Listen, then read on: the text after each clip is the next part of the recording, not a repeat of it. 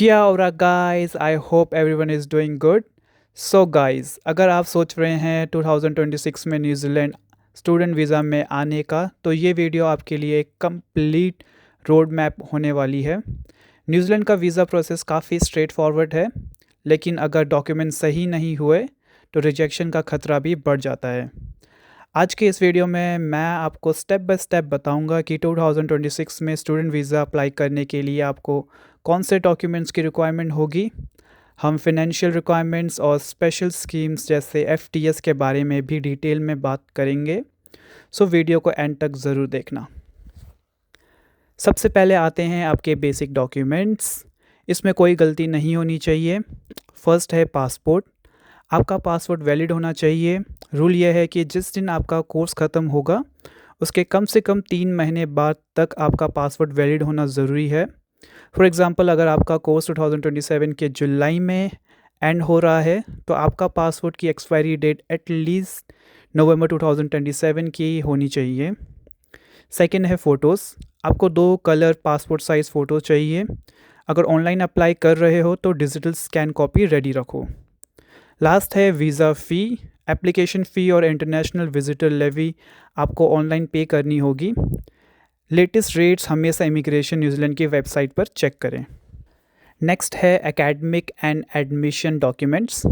अब बात करते हैं आपकी पढ़ाई की। बिना इन डॉक्यूमेंट्स के वीज़ा मिलना नामुमकिन है। First, offer of place. आपके पास किसी NZQA अप्रूव्ड यूनिवर्सिटी या कॉलेज से ऑफिशियल ऑफर ऑफ प्लेस होना चाहिए। इसमें आपका कोर्स नेम और ड्यूरेशन लिखा होता है। सेकंड है tuition fee receipt. New Zealand visa के लिए आपको पहले साल की फुल ट्यूशन फ़ी पे करनी होती है। पे करने के बाद कॉलेज से फ़ी रिसीट मिलती है। यहाँ पर न्यूजीलैंड बाकी कंट्री से ज़्यादा अच्छा है क्योंकि कॉलेज फ़ी पे करना कंपलसरी नहीं होता। एक बार जब आपका AIP आ जाए, जो कि वीज़ा जैसा ही समझ सकते हो, ये आने के बाद आप अपना कॉलेज फ़ी पे कर सकते हो और वो पे करने के बाद विद इन अ वीक आपका ऑफिशियल स्टूडेंट वीज़ा आ जाता है। जबकि बाकी दूसरी कंट्री में वीज़ा फ़ाइल लगाने से पहले फ़ी पे करना कंपलसरी होता है। नेक्स्ट है एकेडमिक रिकॉर्ड्स। आपकी पुरानी सारी मार्कशीट, डिग्रीज़ और सर्टिफिकेट्स, 10th 12th ग्रेजुएशन सब डॉक्यूमेंट्स रेडी रखना होता है। अगर आप मास्टर्स अप्लाई कर रहे हो तो बैचलर्स की सभी सेमेस्टर्स की सेपरेट मार्कशीट भी रेडी रखना। और इन केस कोई गैप ईयर है तो वो जस्टिफाई करने के लिए आप वर्क एक्सपीरियंस भी शो कर सकते हो। इवन अगर आपने 2-3 साल पहले बैचलर्स कर रखी है तो गैप ईयर वर्क एक्सपीरियंस के थ्रू शो कर सकते हो। अगर जेन्युइन है तो कोई टेंशन लेने की ज़रूरत नहीं। इन केस आप कोई फेक वर्क एक्सपीरियंस शो कर रहे हो तो जिसका भी आप ईमेल एड्रेस या फ़ोन नंबर दे रहे हो वो इमिग्रेशन की किसी भी इंक्वायरी का रिप्लाई देने के लिए रेडी रहें। नेक्स्ट है इंग्लिश टेस्ट, IELTS PTE। आपने जो भी टेस्ट दिया है उसका ओरिजिनल मार्कशीट अटैच करना होगा। नॉर्मली कॉलेज की वेबसाइट में मिनिमम क्राइटेरिया मेंशन होता है, उसी अकॉर्डिंग आपको IELTS या PT स्कोर अचीव करना होता है। नेक्स्ट है फिनेंशियल रिक्वायरमेंट्स। अब आते हैं सबसे क्रिटिकल पार्ट पर, पैसे। इमिग्रेशन न्यूजीलैंड ये चेक करता है कि क्या आप न्यूजीलैंड में बिना किसी प्रॉब्लम के रह पाएंगे या नहीं, और क्या आपका यहाँ आने का मोटिव बस स्टडी है या कोई और। 2026 के रूल्स के मुताबिक अब आपको $2000 पर ईयर लिविंग एक्सपेंसेस के लिए दिखाने होंगे। अगर आपका कोर्स 1 साल से कम का है तो 1667 पर मंथ न्यूजीलैंड डॉलर के हिसाब से कैलकुलेशन करना होगा। कैसे दिखाएं ये फंड्स? फर्स्ट है बैंक स्टेटमेंट। पिछले 6 महीने की स्टेटमेंट्स दिखानी होती है। याद रहें, सडन डिपॉजिट यानी एक साथ बैंक में पैसे डालना खतरनाक हो सकता है। अगर आपने प्रॉपर्टी बेची है या कोई पुराना फ़ंड है तो उसका प्रूफ साथ लगाएं। नेक्स्ट है आपका एजुकेशन लोन। अगर आपने लोन लिया है तो बैंक से सैंक्शन लेटर लेना ज़रूरी है। लास्ट है स्पॉन्सरशिप। अगर आपके पेरेंट्स या रिलेटिव स्पॉन्सर कर रहे हैं तो उनका INC 1025 या INC 1014 फॉर्म भरना पड़ेगा। उनके ITR इनकम टैक्स रिटर्न भी साथ लगाएं ताकि उनकी फ़िनेंशियल कैपेबिलिटी प्रूफ हो सके। फ़िनेंशियल डिपार्टमेंट में भी न्यूजीलैंड बाकी कंट्री के कंपैरिजन में ज़्यादा स्ट्रिक्ट नहीं है। अगर आप फिनेंशियली स्ट्रॉन्ग फैमिली से नहीं हो तो आप स्टूडेंट लोन के थ्रू भी अप्लाई कर सकते हैं, बट स्टिल लोन के लिए आपको प्रॉपर्टी या गोल्ड कोलेट्रल रखना होगा और फैमिली मेम्बर की एनुअल इनकम भी विद ITR रिटर्न शो करनी होगी, जिससे आपका लोन पास हो जाए।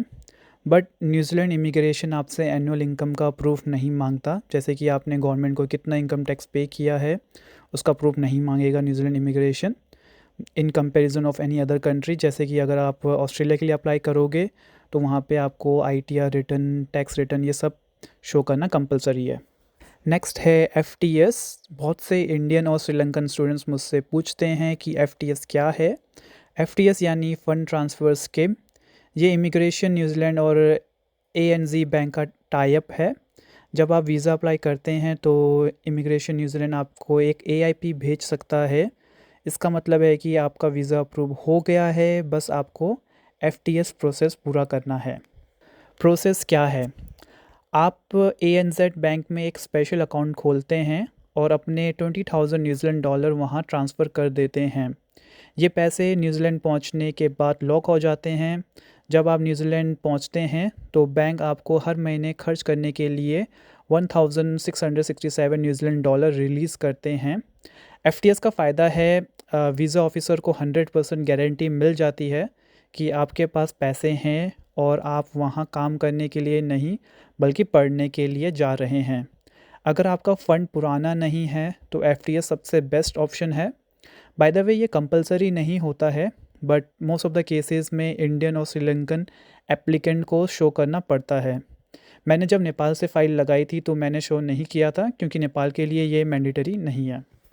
आखिर में आते हैं कैरेक्टर और health requirements. Medical and x ray. अगर आपका स्टेट 12 महीने से ज़्यादा है तो आपको मेडिकल सर्टिफिकेट चाहिए। ये सिर्फ immigration New Zealand approve panel physician ही कर सकता है। वैसे तो रिक्वायरमेंट बस चेस्ट एक्सरे की होती है, बट अगर आपको लगता है आप पोस्ट स्टडी वीज़ा अप्लाई करोगे then please full medical test करवा के आना, क्योंकि पोस्ट स्टडी वीज़ा अप्लाई करने के टाइम फिर से आपको मेडिकल की रिक्वायरमेंट आएगी और न्यूजीलैंड में वो मेडिकल कराना बहुत ही ज़्यादा एक्सपेंसिव है। सो इट्स बेटर अगर आप आने से पहले ही फुल मेडिकल चेकअप करा लो, सो यहाँ आने के बाद आपको पोस्ट स्टडी वीज़ा के टाइम में कोई दिक्कत ना हो। नेक्स्ट है पुलिस क्लियरेंस सर्टिफिकेट। 17 साल से बड़े हर स्टूडेंट को PCC देनी होगी। अगर स्टे 2 साल से ज़्यादा है, ये आप पासपोर्ट सेवा केंद्र से भी बनवा सकते हो। नेक्स्ट है SOP, स्टेटमेंट ऑफ पर्पस। दोस्तों, SOP आपकी वॉइस है। इसमें लिखिए कि आपने न्यूजीलैंड क्यों चुना है, आपका कोर्स आपके करियर में कैसे हेल्प करेगा, और सबसे इम्पॉर्टेंट, आप पढ़ाई के बाद अपने कंट्री वापस क्यों आएंगे। SOP कॉपी पेस्ट मत करना, AI ChatGPT का भी यूज़ मत करना। जो भी है जेन्युइन लिखना, और हैंड रिटन होगा तो और अच्छा। बाकी जो भी आप SOP में लिखोगे वो याद रखना, क्योंकि अगर आपको इमिग्रेशन का कॉल आया तो वो आपको क्वेश्चन इसी में से ही पूछेंगे। बाकी 2026 के न्यू रूल्स के अकॉर्डिंग अब स्टूडेंट्स वीक में 25 आवर्स काम कर सकते हैं, जो कि आपको सेविंग करने में हेल्प देगा। स्टूडेंट एप्लीकेशन भी अब न्यू इमिग्रेशन ऑनलाइन प्लेटफॉर्म में सबमिट होगा, जिससे डिसीजन जल्दी आएगा।